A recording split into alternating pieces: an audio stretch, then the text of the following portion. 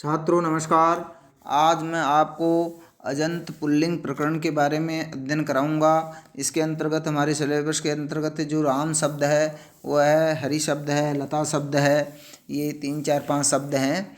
इनकी जो सिद्धियां हैं वो सिद्धियां और जो सूत्र हैं, सूत्रों की व्याख्या ये मैं आपको बताने जा रहा हूँ। अजंत प्रकरण प्रारंभ करने जा रहे हैं आज।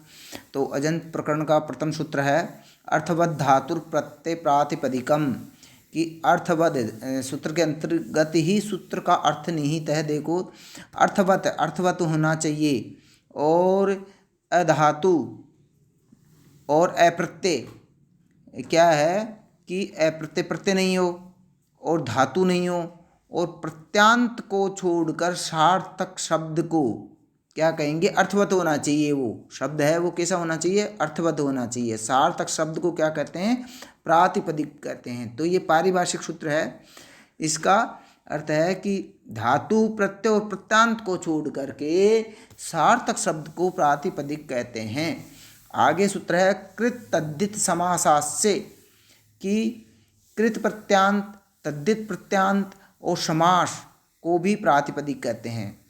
ये किसमें किसमें प्रातिपदिक संज्ञा करता है, कृत प्रत्यांत की, तद्धित प्रत्यांत की और समास की, इनकी प्रातिपदिक संज्ञा करता है। ये भी पारिभाषिक सूत्र है। अब आगे सूत्र है स्वौ जस अम ओट सष्टाभ्याम विस गेभ्याम भ्यस नशिभ्याम भ्यस नश ओष आम घी ओष्टुप। ये सूत्र है, बहुत बड़ा सूत्र है। इसको आपको याद करना होगा, बहुत इंपॉर्टेंट सूत्र है। या आप जब शब्दों की, राम शब्द है, लता शब्द है, जो भी शब्द आएंगे उन शब्दों को सिद्ध करेंगे तो ये क्या है, सातों जो विभक्तियां हैं उनके अंतर्गत एक वचन, द्विवचन और बहुवचन में क्रम से ये लगेंगे। जैसे प्रथमा विभक्ति के अंतर्गत ये प्रत्यय हैं, सुप प्रत्यय कहते हैं इनको।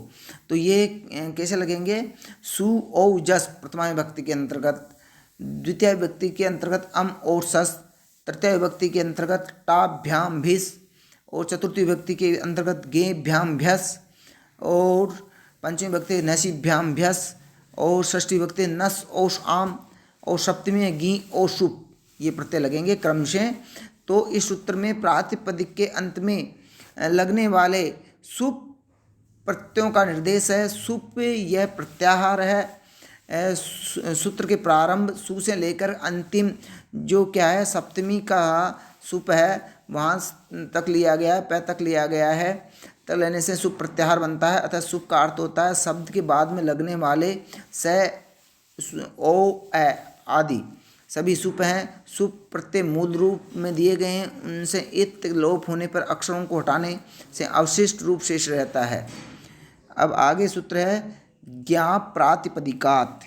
ज्ञाप प्रातिपदिकात, इस सूत्र का अर्थ है कि ज्ञंत ई अंत वाले स्त्री प्रत्यांत शब्द, आबंत आ अंत वाले स्त्री प्रत्यांत शब्द और प्रातिपदिक से सु आदि प्रत्यय होते हैं।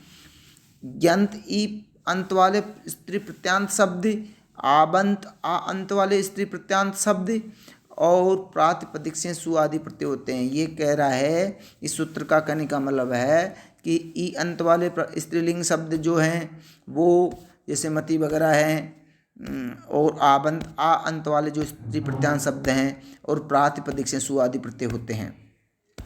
आगे सूत्र है प्रत्यय। सु औ आदि को क्या कहते हैं, प्रत्यय कहते हैं इनको। सु औ जस को इनको प्रत्यय कहते हैं। परश्चय, इस सूत्र का अर्थ है प्रत्यय बाद में होते हैं। ज्ञंत, आबंत और प्रातिपदिक के बाद में सु आदि प्रत्यय होते हैं, जिसके अंत में ज्ञंत ज्ञ आदि प्रत्यय हों, ई अंत वाले स्त्रीलिंग प्रत्यय हों अथवा क्या आबंत रूप हों। और जैसे आबंत के में अजा वगैरह था तो इसके अंतर्गत, और प्रातिपदिक के बाद में सु आदि प्रत्यय होते हैं। आगे सूत्र है सुप, सुपह। सुपह जो सूत्र है इसका क्या अर्थ है कि सुप के तीन वचनों को क्रमशः एक वचन, द्विवचन और बहुवचन कहते हैं। इनको क्या कहते हैं, एक वचन, द्विवचन और बहुवचन कहते हैं। द्वयोर एकयोर द्विवचने एक वचने, इनका क्या है, एक के अर्थ में एक वचन और दो के अर्थ में द्विवचन होता है। एक के अर्थ में क्या होता है, एक वचन और दो के अर्थ में द्विवचन होता है। अब विरामो अवसानम, ये सूत्र है, जिस वर्ण के बाद अन्य वर्णों का अभाव हो उसे अवसान कहते हैं। जिस वर्ण के बाद में अन्य वर्णों का अभाव हो उसे अवसान कहते हैं, अर्थात अंतिम वर्ण को अवसान करते हैं। अंतिम वर्ण को क्या कहेंगे? अवसान। जैसे राम है, राम और शु के उ का लोप और श को ससस स्वरूप से र और खरवसानी और विसर्जनीय से र को विसर्ग किया। तो जिस वर्ण के बाद में अन्य वर्णों का अभाव हो उसे क्या कहेंगे? अवसान कहेंगे।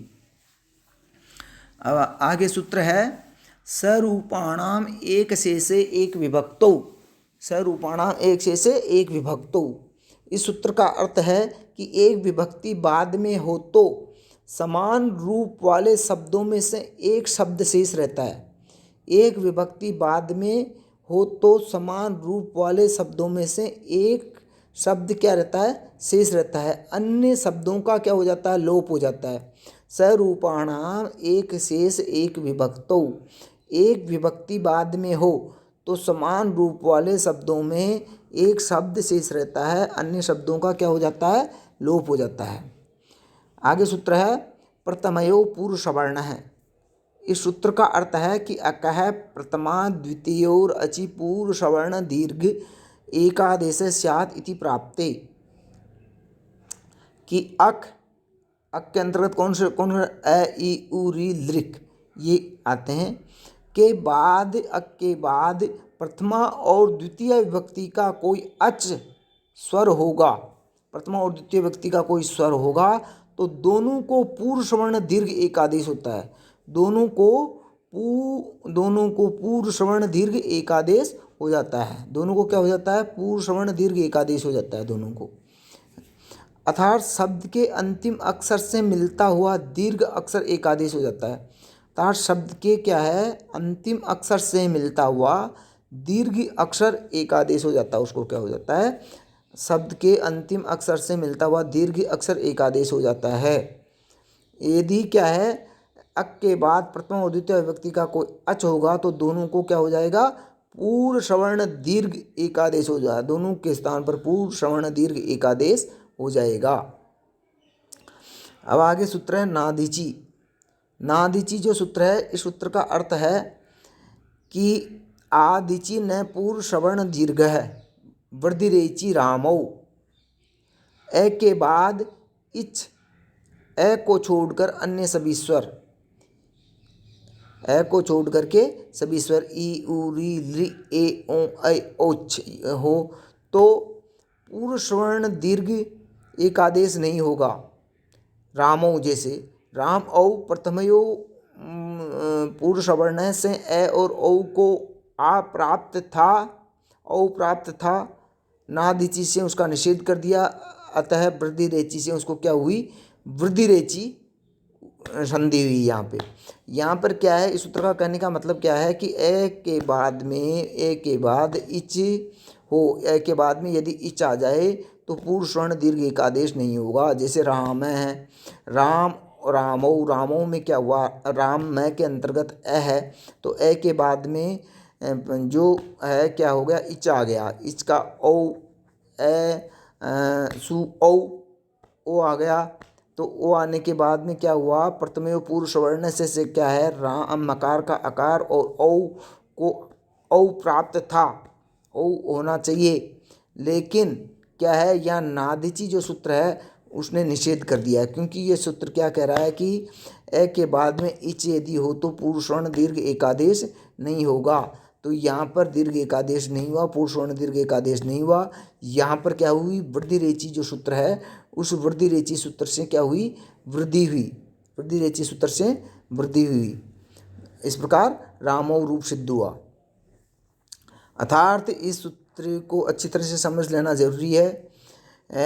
एक बार इसका अर्थ और बता देता हूँ, रिपीट कर देता हूँ। ए के बाद में इच ए को छोड़कर अन्य सभी स्वर हों तो पूर्व सवर्ण दीर्घ एक आदेश नहीं होगा। जैसे रामौ में मकार का आकार और औ हो करके इनको क्या हो जाना चाहिए था? औ हो जाना चाहिए था। किस सूत्र से? प्रथमयो पूर्व सवर्ण से। लेकिन यहाँ पर वृद्धि रेची जो सूत्र है वो वृद्धि रेची सूत्र से यहाँ पर वृद्धि हुई। अब आगे जो सूत्र है बहुषु बहुवचनम, ये सूत्र है। ये क्या कह रहा है कि दो से अधिक अर्थ बतलाने में क्या होता है, बहुवचन होता है। बहुषु बहुवचनम, दो से अधिक अर्थ बतलाने में बहुवचन होता है। अब आज के लिए इतना ही। थैंक यू, धन्यवाद।